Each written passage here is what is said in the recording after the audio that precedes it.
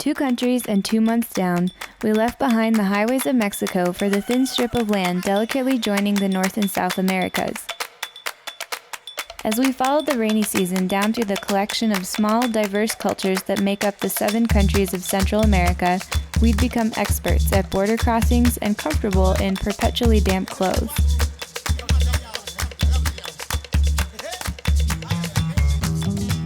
First up was Belize. It's a tiny country that's an exception to the rule in Central America.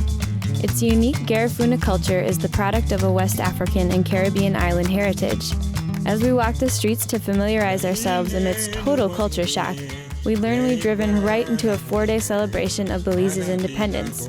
With no complaints, we joined in a weekend of celebrating with the Belizean Garifuna, which meant parades, floats, fireworks, dancing, and of course, more than a little partying.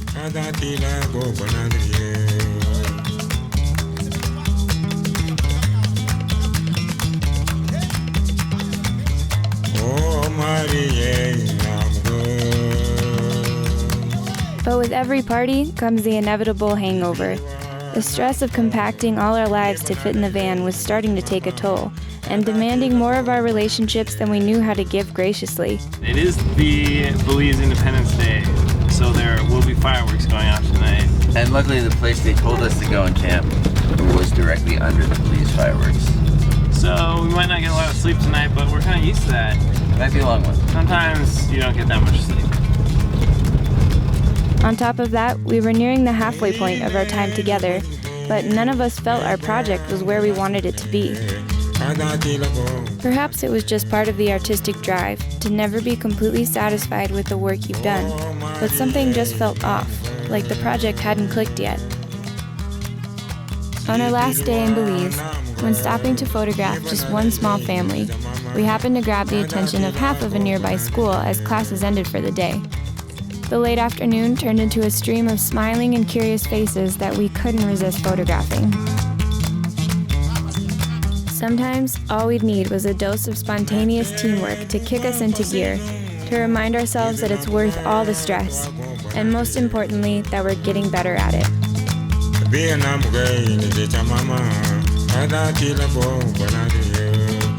After leaving Belize, our friend Sadie invited us to stay with her in Honduras at a house full of college-age teachers at a bilingual school. They're volunteers from all over the world, and for a few days we saw what life is like for them. It's pretty much like a normal teacher's, if you don't include problems with running water, grading papers behind a 10-foot wall topped with razor wire, or taking in stride the dangers of living in a politically and economically uncertain country.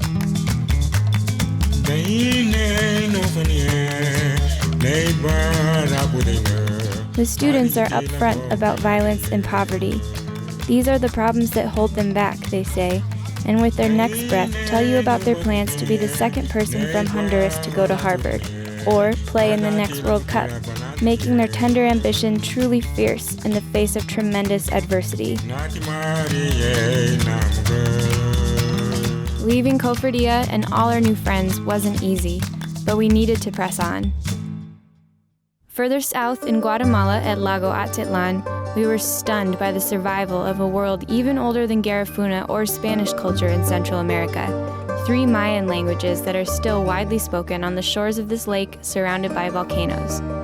Boating between the 19 towns is the fastest way to get around, and we crossed one afternoon to Vanajeros to visit the home of a nonprofit called Mayan Families. We were told we'd be photographing young orphans and abandoned elderly that afternoon. We were curious and nervous about what a glimpse into the lives of these people would leave us feeling. As soon as the first picture was printed, the sweet, disorganized energy of kids and the women's warm, sturdy personalities dissolved the harshness of their stories.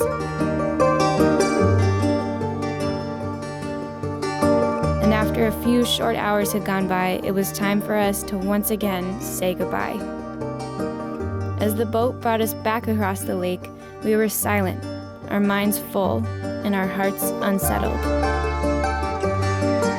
We were unwillingly familiar with leaving, but because of what the road had shown us, we knew that the end of one experience always brought us to the feet of another, like that afternoon in Vanajeros.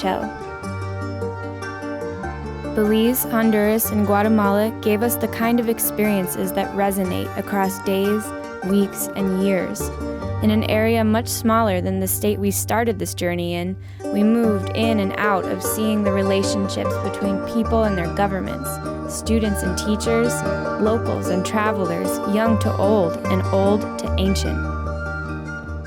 And these darker aspects, always being the ones leaving, challenges in relationships, or questioning whatever made you think you could pull this off, it all yields to the other side of frustration, which is something much better.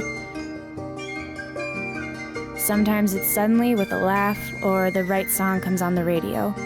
It yields in heartfelt words. It yields in sweat and in salt water. It yields when you look at the camera screen and feel lighter because yes, that was the shot, and yes, for a second you're sure you made something beautiful. And on the other side, some aspects have a longer lifespan needed to work themselves out. And that's okay. It's not over yet.